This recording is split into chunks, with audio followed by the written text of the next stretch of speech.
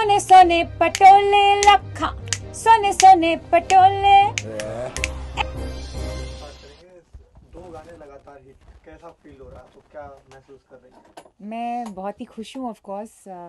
काफ़ी एक्साइटिंग बात है कि बॉलीवुड में आके पहला ब्रेक इतना बड़ा सक्सेस होना एंड उसके बाद आगे काम मिलना, अच्छा काम मिलना, एक्चुअली वो बहुत बड़ी बात है। गाने तो बहुत मिल सकते हैं काफ़ी लोगों के साथ, लेकिन अच्छे गाने मिलना बहुत लक की बात है। So I am very very thankful कि ये मुझे इतने अच्छे गाने दे रहे हैं।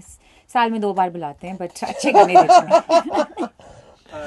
2 बार बुला के फिर सूप पिलाते हैं, उसके बाद गाना गवाते हैं। और धोनी इनके काफ़ी सारे गाने हिट हो चुके हैं अभी तो, लवली और देसी लोग वगैरह 4-5 पे राइड कर रही हैं अभी जी।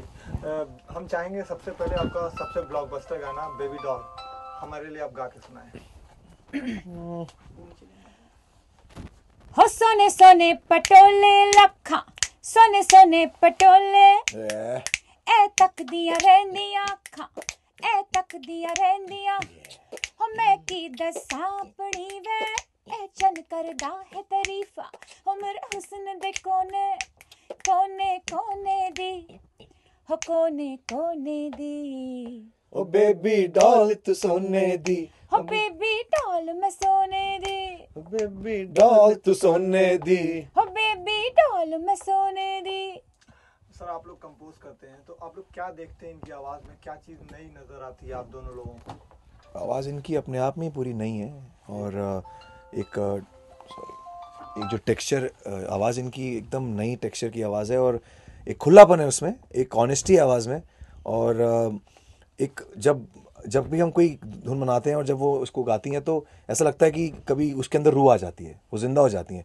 तो कुछ कॉम्बिनेशंस होते हैं जो ईश्वर खुद अपने ऐसे जैसे खुद बनाते हैं, वो जो आदमी के बस की बात नहीं होती। वो कॉम्बिनेशन ये है कि हमारी धुनें और इनकी जो आवाज़ है वो एकदम ऐसे खिल जाती हैं।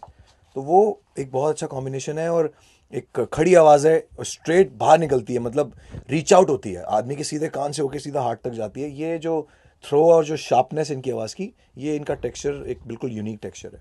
सर आप क्या कहना चाहेंगे? बिल्कुल, इनकी आवाज़ जो है यहाँ जहाँ पे आप हमारा इंटरव्यू ले रहे हो यहीं पे रिकॉर्ड होती है जी। और यहाँ एक माइक है न्यूमन का जिसके अंदर वो घुसती है और सीधे लोगों के दिलों को मतलब चीरती हुई निकल जाती है। It pierces through the hearts of the listeners and I think it is magical। एक बचपन से गिफ्ट था और क्योंकि इनकी आवाज़ बहुत अलग थी तो थोड़ा टाइम लगा लोगों को डाइजेस्ट करने में कि जब ये कुछ लोगों से मिली बॉम्बे में तो लोगों को शायद शुरू में समझ नहीं आई आवाज़, क्योंकि कोई भी नई चीज़ जो बहुत बड़ी चीज़ होती है लोगों को जल्दी समझ नहीं आती।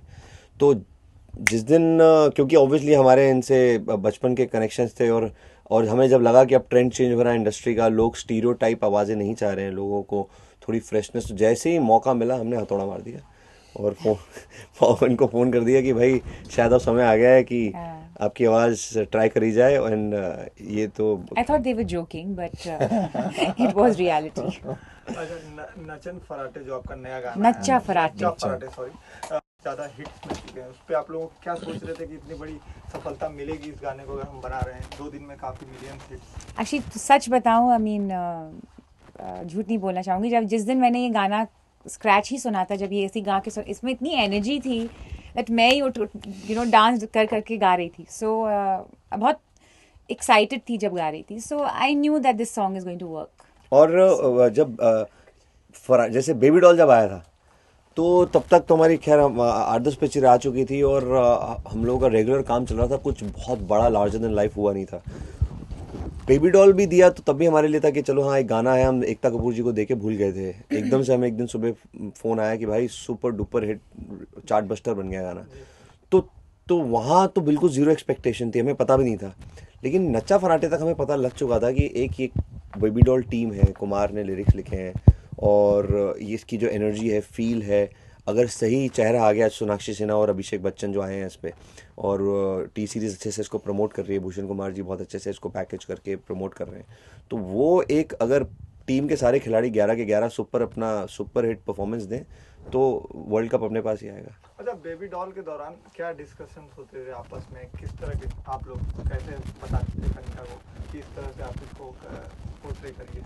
बेबी डॉल के लिए जब हमने एक्चुअली बचपन के दोस्त हैं हम लोग, बचपन में से ही हम लोग जैमिंग करते थे और उसके काफ़ी साल फिर 10 साल तक बीच में कनिका जब लंदन में थी तो बहुत ज़्यादा हम लोग मिल नहीं पाए, लेकिन इनकी आवाज़ कान में खनकती थी हमारे। तो जब ये गाना जब हम बना रहे थे तो हम इनको फिर हमने बोला कि रिकॉर्ड करना है तो कैसे करेंगे, उन्होंने बोला कैसे क्या, मैं आ जाऊँगी बॉम्बे, और ये फ्लाइट लेके अगले दिन बॉम्बे आ गई। तो इन्होंने कहा चिंता मत करो, मेरे लिए तो चर्च गेट है, आप टेंशन मत लो। तो ये एक्चुअली आ गई, और उसके बाद फिर यहाँ पे जब हम जैम कर रहे थे तो हमने रियलाइज़ किया जैसे जैसे लाइन गानी थी वैसे वैसे गाना जिंदा होता जा रहा था, तो वो उसके अंदर रूह आती जा रही थी। तो वो एकदम इनकी आवाज़ के लिए बना था। वो कभी कभी चीज़ें हमें ही नहीं पता होता, ये सब ईश्वर के रंग होते हैं। तो वो बहुत मज़ा आ रहा था क्योंकि हम जैसे जैसे बोल रहे थे वैसे वैसे गाती जा रही थी।